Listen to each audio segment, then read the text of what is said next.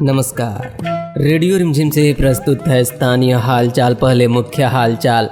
गंडक नदी का जलस्तर खतरे के निशान से आधा मीटर ऊपर, प्रशासनिक स्तर पर हाई अलर्ट जारी।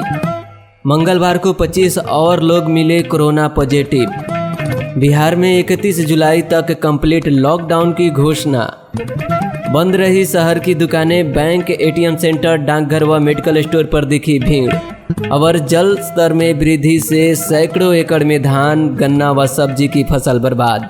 स्थानीय हालचाल के इस अंक के साथ मैं राजेश कुमार चरसिया। अब हालचाल विस्तार से। वाल्मीकि नगर बराज से मंगलवार को सुबह 3 बजे 3,39,000 क्यूसेक पानी छोड़े जाने के बाद गंडक नदी के जल स्तर पर लगातार वृद्धि से दियारा इलाके के लोगों को चिंता और बढ़ गई है। नदी के जलस्तर में उछाल के साथ ही कई स्थानों पर तटबंध पर खतरा देखा जा रहा है। मंगलवार को नदी के खतरे के निशान से आधा मीटर ऊपर बहने के कारण प्रशासनिक स्तर पर हाई अलर्ट जारी किया गया है। सदर अनुमंडल पदाधिकारी उपेंद्र कुमार पाल सहित कई पदाधिकारी लगातार तटबंध पर कैंप कर रहे हैं ताकि तटबंध पर कहीं भी अधिक दबाव व रिसाव की जानकारी मिलने के बाद तत्काल कार्रवाई की जा सके। उधर नदी का पानी बढ़ने के बाद 6 प्रखंड के 52 गाँवों की 25,000 की आबादी प्रभावित हुई है। इस बीच नदी के पानी में फंसे लोगों को बाहर निकालकर उन्हें ऊंचे सुरक्षित स्थान पर पहुंचाने का अभियान तेज कर दिया गया है। गंडक नदी के जलस्तर में पिछले 5 दिनों से लगातार बढ़ोतरी दर्ज की जा रही है। प्रशासनिक स्तर पर इसकी निगरानी के लिए अभियंताओं की कुल 15 टीमों को तैनात किया गया है। यह टीम 24 घंटे तटबंध की स्थिति पर कड़ी निगरानी रख रही है। इसके अलावा होमगार्ड के जवान भी स्थिति की जानकारी संबंधित अंचल के अंचल पदाधिकारी को दे रहे हैं।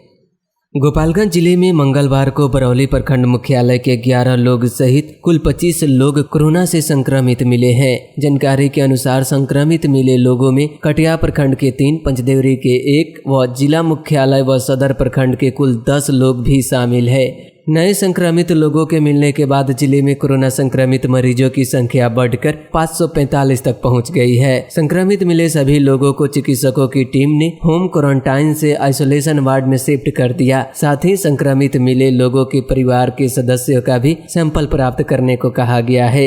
इस बीच पिछले 24 घंटे में कोरोना से ठीक होकर 7 और लोग अपने घर लौट चुके हैं। पिछले 9 जुलाई को जिला मुख्यालय के अलावा बरौली प्रखंड में शिविर लगाकर कुल 125 लोगों का सैंपल प्राप्त किया गया था। सोमवार को सभी 125 लोगों की जांच रिपोर्ट मिली, जिसमें 103 लोगों की रिपोर्ट निगेटिव रही। स्वास्थ्य विभाग के अनुसार मंगलवार को संक्रमित मिले लोगों में से केवल 8 लोगों की ही ट्रैवलिंग हिस्ट्री प्राप्त हुई है, जबकि बाकी लोगों की ट्रैवलिंग हिस्ट्री नहीं मिली है। जिले में अब तक संक्रमित मिले 545 लोगों में से 280 लोग ठीक होकर घर लौट चुके हैं, जबकि वर्तमान समय में जिले में कोरोना के एक्टिव मामलों की संख्या 265 हो गई है। प्रशासनिक आंकड़ों के अनुसार जिले में अब तक 11,000 से अधिक लोगों की कोरोना जांच हो चुकी है।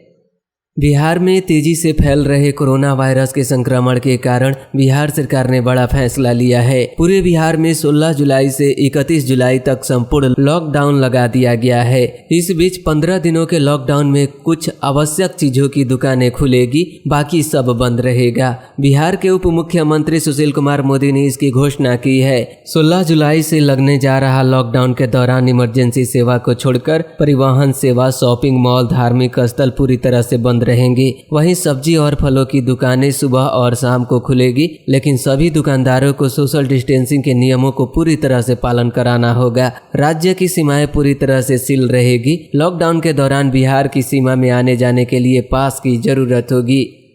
गोपालगंज जिले में कोरोना का संक्रमण समुदाय के लोगों में भी आने लगा है। ऐसे में जिला प्रशासन की ओर से लॉकडाउन लागू किया गया है। शहर में विशेष तौर पर बैंक, एटीएम सेंटर, डाकघर व मेडिकल स्टोर की दुकानों पर सुबह से शाम तक लोगों का भीड़ दिख रहा है। जिले में कोरोना का संक्रमण बढ़ने के बाद 11 जुलाई से जिला मुख्यालय के अलावा मीरगंज, थावे व हथुआ में लॉकडाउन लागू किया गया था। इस आदेश के बाद आवश्यक वस्तु को छोड़कर अन्य दुकानें बंद हो गई है। गंडक नदी की जल स्तर में वृद्धि के कारण निचले इलाके में सैकड़ों एकड़ में लगाई गई धान, गन्ना व सब्जी की फसल पूरी तरह से नष्ट हो गई है। कृषि विभाग को फसल क्षति का आंकड़ा तैयार करने का निर्देश दिया गया है। इस संबंध में जिला पदाधिकारी अरशद अजीज ने बताया कि फसल क्षति के अलावा मकानों की क्षति व अन्य नुकसान के बारे में जानकारी प्राप्त की जा रही है। उन्होंने बताया कि तटबंध के साथ ही पूरे इलाके की स्थिति पर लगातार नजर रखी जा रही है। Civil surgeon doctor TN Singh ने कोरोना संक्रमण का प्रसार तेजी से फैलने से नवजात शिशुओं को देखभाल की विशेष आवश्यकता बढ़ते जाने को कहा है। उन्होंने कोरोना वायरस को लेकर नवजात की सेहत खराब होने पर चुनौतियां बढ़ सकती है, इससे नवजात को बीमार होने से बचाने की भी अधिक जरूरत है। उन्होंने कहा कि लोगों को अपने नवजात को दिखाने के लिए अस्पताल जाने की नौबत नहीं आए। इस संबंध में स्वास्थ्य विभाग ने निर्देश जारी किया है। स्थानीय हालचाल आप YouTube पर भी सुन सकते हैं। गोपालगंज जदयू जिलाध्यक्ष कार्यालय में जदयू जिलाध्यक्ष प्रमोद कुमार पटेल की अध्यक्षता में आगामी 18 जुलाई 2020 से जदयू का विधानसभा क्षेत्र स्तरीय वर्चुअल सम्मेलन की तैयारी को लेकर जिला कार्यालय में डाटाबेस एंट्री करने की समीक्षा करते हुए जिला जदयू अध्यक्ष ने बताया कि बिहार में विधानसभा चुनाव समय से होगी। चुनाव लड़ने और प्रचार करने की व्यवस्था बदली जाएगी। पार्टी के नेता कार्यकर्ता के साथ वर्चुअल रैली, संवाद, बैठक, सम्मेलन व्हाट्सएप और फेसबुक के माध्यम से करेंगे। गोपालगंज जिले में सभी विधानसभा क्षेत्र में 5-5 हजार कार्यकर्ताओं को पार्टी मुख्यालय से जोड़ा गया है। मीरगंज नगर में स्थित सड़क पर जल जमाव व कीचड़ से लोगों को परेशानी का सामना करना पड़ रहा है, लेकिन लोगों की इस परेशानी के प्रति नगर परिषद उदासीन बना हुआ है। स्थानीय लोगों ने बताया कि नाला की सफाई कराने तथा जल निकासी की बेहतर व्यवस्था करने के लिए नगर पंचायत को कई बार आवेदन दिया गया, लेकिन नाला की सफाई व जल निकासी की व्यवस्था करने की तरफ ध्यान नहीं दिया जा रहा है।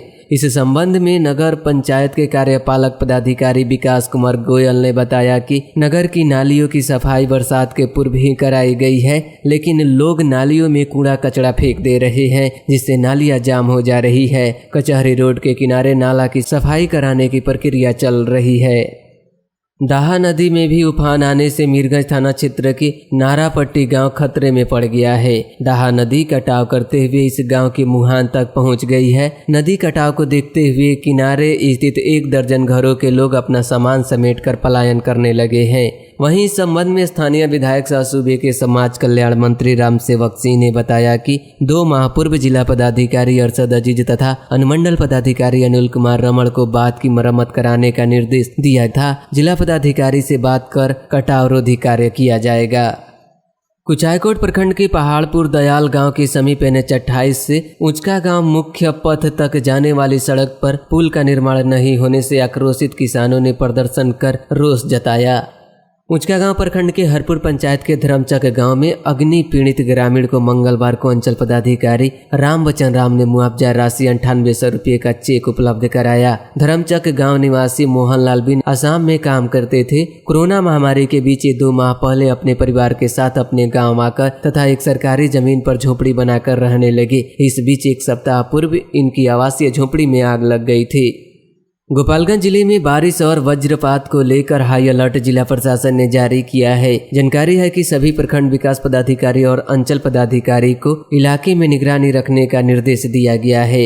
वहीं गोपालगंज जिले में बारिश शुरू होने के बाद सदर अस्पताल, कोर्ट परिसर और कलेक्ट्रेट परिसर में भी पानी लग गया है। कुचायकोट थाना अध्यक्ष अब्दुल माजिद ने थाना क्षेत्र के NH 28 माधव मठ के सामने कार्रवाई करते हुए 24 बोतल बियर और 23 बोतल अंग्रेजी शराब के साथ एक बाइक सहित 2 कारोबारी को गिरफ्तार किया है। और अब आज के मौसम का तापमान न्यूनतम 26 डिग्री सेल्सियस और अधिकतम 32 डिग्री सेल्सियस रहने की संभावना है। अंत में मुख्य हालचाल एक बार फिर। गंडक नदी का जलस्तर खतरे के निशान से आधा मीटर ऊपर, प्रशासनिक स्तर पर हाई अलर्ट जारी। मंगलवार को 25 और लोग मिले कोरोना पॉजिटिव। बिहार में 31 जुलाई तक कंप्लीट लॉकडाउन की घोषणा। बंद रही शहर की दुकानें, बैंक, ATM सेंटर, डाकघर व मेडिकल स्टोर पर दिखी भीड़। और जल स्तर में वृद्धि से सैकड़ों एकड़ में धान, गन्ना व सब्जी की फसल बर्बाद। इसके साथ ही रेडियो रिमझिम से प्रसारित स्थानीय हालचाल का यह अंक समाप्त हुआ। नमस्कार। कोरोना के लगातार बढ़ते संक्रमण को लेकर सोशल डिस्टेंसिंग का पालन कीजिए, मास्क लगाइए, घर में रहिए, सुरक्षित रहिए। सुनते रहिए रेडियो रिमझिम 90.4।